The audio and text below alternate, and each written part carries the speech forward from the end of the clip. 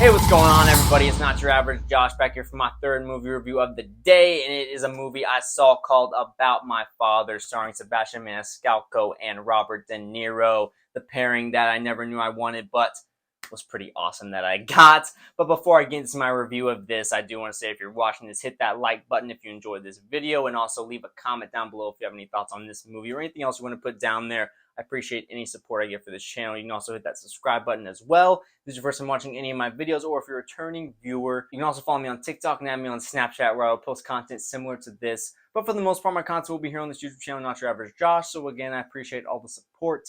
Let's go ahead and get into this review of About My Father. This story, much like the Bert Kreischer movie, The Machine, that I just reviewed earlier today, is starring Sebastian Maniscalco playing himself in a way. And the story of this is when Sebastian tells his old school Italian immigrant father Salvo that he is going to propose to his all-American girlfriend. Salvo insists on crashing a weekend with her parents on the 4th of July. This movie I was very interested in. Since I've seen the first trailer from this, it definitely felt like one of those classic comedies that may have come out in like the late 90s or mid 2000s or something like that. Seeing Robert De Niro in a movie at any point is just very heartwarming, and especially when he does a good job, it seems like he's having a fun time. And, you know, he gets some criticism over the years in certain comedy movies that he's in, and yes, that's granted, he's made some iffy decisions, I guess you'll say, on certain movies that he's picked and certain roles that he's had. He's had some very funny moments, like Bad Grandpa, for me, the movie with Zac Efron.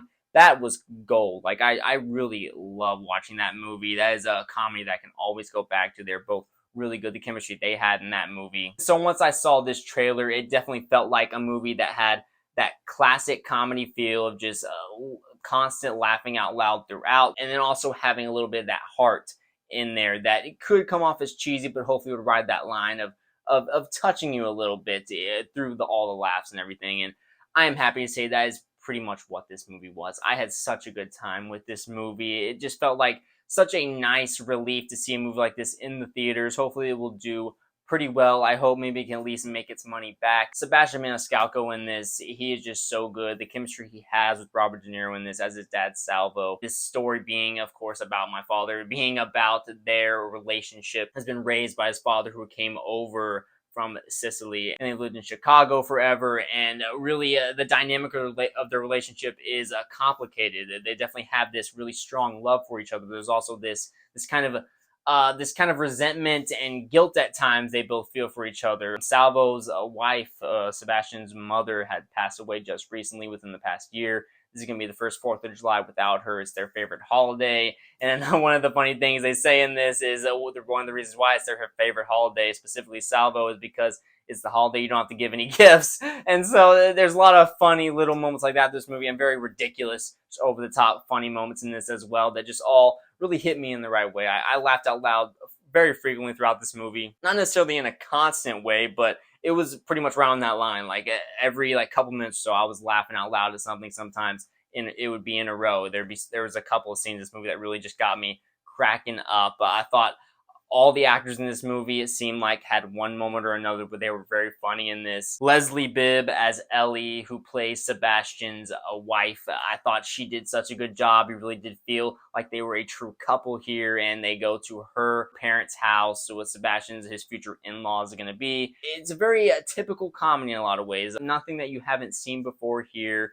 This whole weekend, really, in Sebastian's eyes, is his chance to propose to his girl and also try and impress her parents.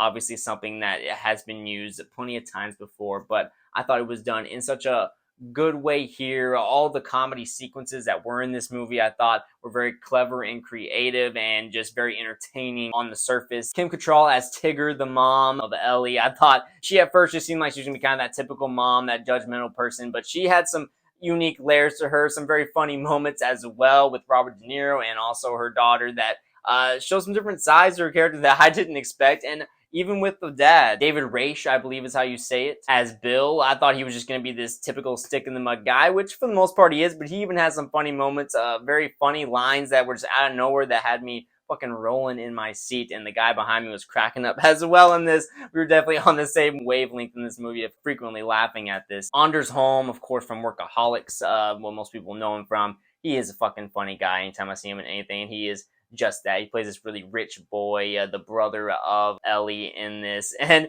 he is just over the top, just constantly being this kind of douchey fucking guy. This really uppity dude, always wanting to play golf and just saying stupid ass shit, talking about his Bitcoin or whatever the fuck. And he has just a lot of different funny lines just inserted in different scenes throughout this movie. He definitely plays that guy who is just the ridiculous character that just throws in these fucking wild ass lines every now and then. Brett Dyer, or Brett Deer as Doug, he is playing this kind of this mentally sensitive hippie like guy who is also one of the brothers in Ellie's family, one of the younger brothers, and he has some just very over the top funny moments as well in this movie with his own type of humor he brings to this. So I just thought everyone had their own dynamic they brought to this that was a funny layer to add to this movie. And in the end, there was some pretty good heart with this movie. There's a few moments where Salvo and Sebastian are on good terms in this movie. They're having a good time, and then they have something come up that, you know, brings back a certain resentment and certain problems they have, issues they have in their relationship to a head, and they have to constantly work throughout that in this movie. Like any good classic comedy does, there's a certain plot that you can hold on to that is adding some type of drama to this movie, and they do a good job of keeping a good tight grip on that in this movie to not just get completely lost in just constant comedy. And in the end, it is paid off with a nice touching moment. Look, I'm not to spoil anything, but seeing Robert De Niro cry or anything, that's really tough to see, especially at his age now, man. It almost had me tearing up, man. Like, for a comedy movie, it touched me in a way, man. And I thought that, again, with their chemistry being so good and the different moments they had in this movie, they were being very dramatic and serious, talking about how Robert De Niro is very much in his ways on how he believes his son should be and how he raised him, and he's just not sure about this rich family that he could be marrying into, and there's all the dynamics that brings about. Robert De Niro's character Salvo being this very proud father, again, immigrant father who has just come over, and just these rich uppity people, you know, he's just gonna kind of turn his nose up to them in a way, which is kind of the irony there of that. Kind of a throwback comedy movie. Gets pretty outrageous at times, but for the most part, it doesn't get too vulgar or anything with it, but it is a rated R movie, and I think it does give enough that dirty, funny, moments in this movie, and just silly, funny as well. I thought this movie just had a really good time with itself while giving you that touch of drama